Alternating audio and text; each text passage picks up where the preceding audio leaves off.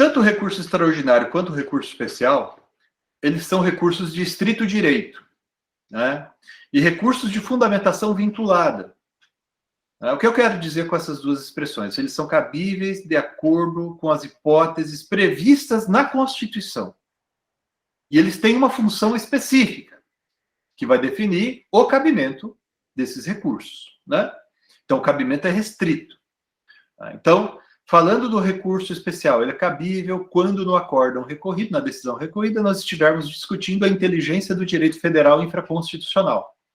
Então, o que é que o legislador quis dizer no artigo X do Código de Defesa do Consumidor e se isso foi aplicado corretamente na decisão recorrida. Já o recurso extraordinário, ele é cabível quando, na decisão recorrida, houver discussão sobre tema de direito constitucional federal. Então, eu estou dizendo aqui que este acórdão viola o artigo 145 da Constituição Federal em relação ao princípio tributário qualquer lá, né? Tema de direito tributário. Agora, até 2004, foi desse jeito que eu falei para vocês. Os dois recursos e os dois tribunais, quanto a esses recursos, atuavam de uma maneira muito parecida, né? Porque nos dois casos bastava a existência de uma questão de direito constitucional ou infraconstitucional, conforme o caso, e daí os recursos respectivos subiam para os tribunais respectivos. Recurso extraordinário para o Supremo, recurso especial para o Superior Tribunal de Justiça. Em 2004, porém, foi aprovada a Emenda Constitucional 45, que adicionou um requisito, vamos dizer assim, à questão constitucional que pode ensejar o recurso extraordinário. A questão constitucional, doravante, não podia ser qualquer uma. Tinha que ser uma questão constitucional qualificada, que é a expressão empregada pela doutrina argentina para se referir a um fenômeno parecido que existe lá, no direito argentino.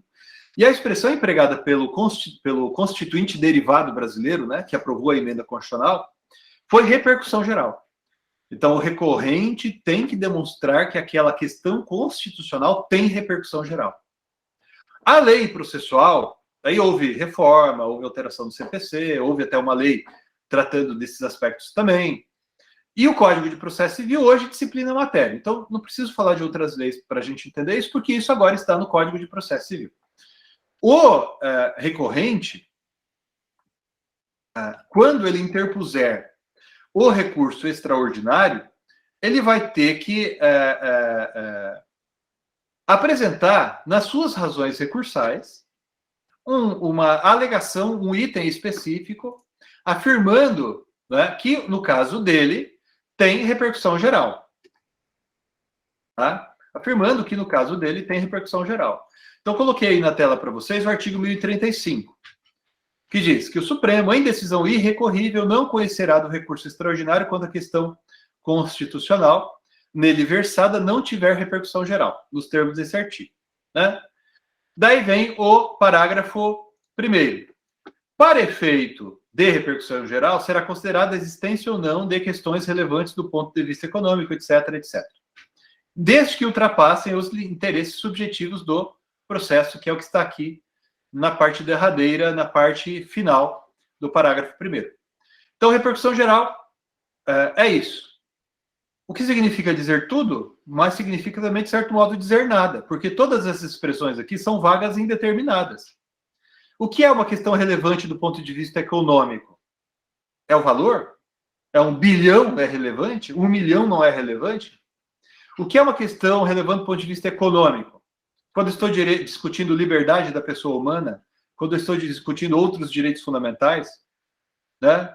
Enfim, o que é uma questão relevante do ponto de vista político? Social. Ações relacionadas ao meio ambiente têm relevância social? Sempre? Ou a depender do caso? Questões relacionadas à previdência, aposentadoria, sempre tem repercussão geral ou depende do caso? E jurídico, o que é repercussão geral do ponto de vista jurídico? Talvez essa seja a expressão, a hipótese mais vaga de todas. Então fica muito dependente do labor dos ministros que estão integrando ali a corte. Né? É muito vaga, são vagas, melhor dizendo, essas expressões aqui.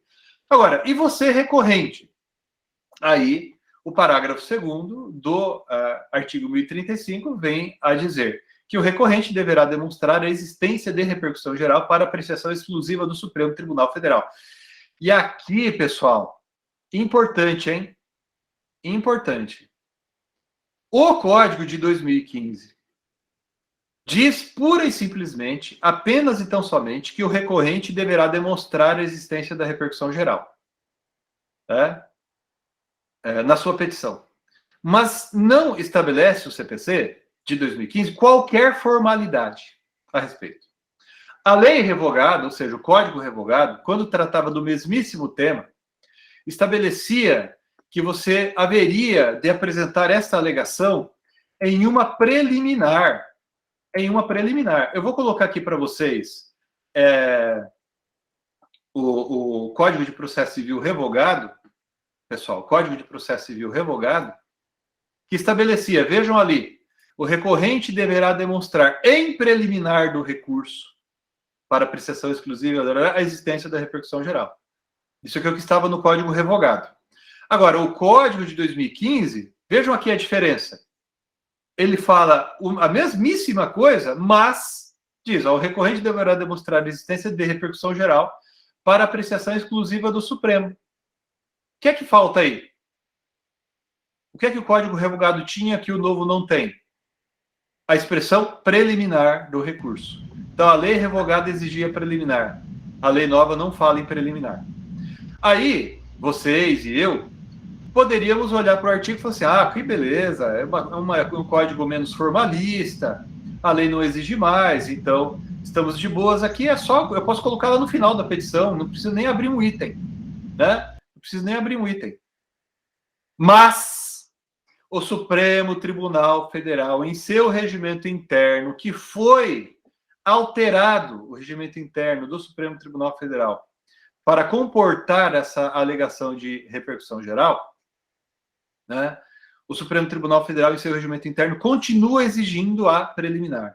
E a jurisprudência do Supremo Tribunal Federal também continua exigindo a alegação da repercussão geral em preliminar do recurso. Eu entendo que isso é errado, claro, né? Mas eu não posso apenas dizer a vocês o que eu considero correto sem dizer para vocês o que é que a jurisprudência tem decidido. Tá? Então, você, Matheus, vai ter que alegar isso. Foi você, Matheus, que perguntou, né? Você vai alegar isso em preliminar no seu recurso, embora a lei não exija preliminar, a jurisprudência do Supremo vem exigindo, ok? Você pode até chamar isso de jurisprudência defensiva, tudo bem, mas o que importa é a jurisprudência tem exigido. E aí o Supremo vai examinar o teu recurso, tá bom? Para ver se ele tem repercussão geral ou não. Mas quando a gente for estudar o recurso extraordinário e o recurso especial, pessoal, daí eu vou falar um pouco mais com vocês sobre o procedimento de análise da repercussão geral no Supremo, né, que é bem interessante, teve reformas recentes, tem bastante coisa legal sobre isso também, tá bom? A PEC da relevância da questão federal é muito similar, não é idêntica, mas é muito similar, ou tem pelo menos o mesmo propósito daquela emenda constitucional que introduziu, né, o requisito da repercussão geral da questão constitucional. Então, agora exige-se que a questão federal tenha... Agora não. Se aprovada essa PEC, que tem um movimento grande no sentido de sua aprovação, vai se exigir a demonstração da relevância da questão federal para o recurso especial. Então, não vai se admitir... Então, com frequência, você vê ministros dos tribunais superiores, sobretudo, dizendo, chega de tudo aqui, às vezes causas de valor pequeno, às vezes causas, sei lá, briga de vizinho, sabe? Eles gostam muito de falar disso, né? Quaisquer questões sobre danos morais. E esses são assuntos que não têm relevância nacional, sabe? Então, eu percebo que cada vez mais a gente simpática a essa proposta. Pode ser que ela venha a ser aprovada, né, a qualquer momento mesmo, né? Está tramitando no Congresso Nacional. E aí a gente vai ver como ela vai ser disciplinada, né? Porque o STJ é diferente do Supremo, né? Então, lá para o recurso extraordinário, exigiram a manifestação de 2/3 dos ministros para dizer que não tem repercussão geral. Como é que vai ser no STJ? Vai ser decisão de todo mundo do STJ, de 2/3 dos ministros, ou vai ser só 2/3 dos ministros da turma?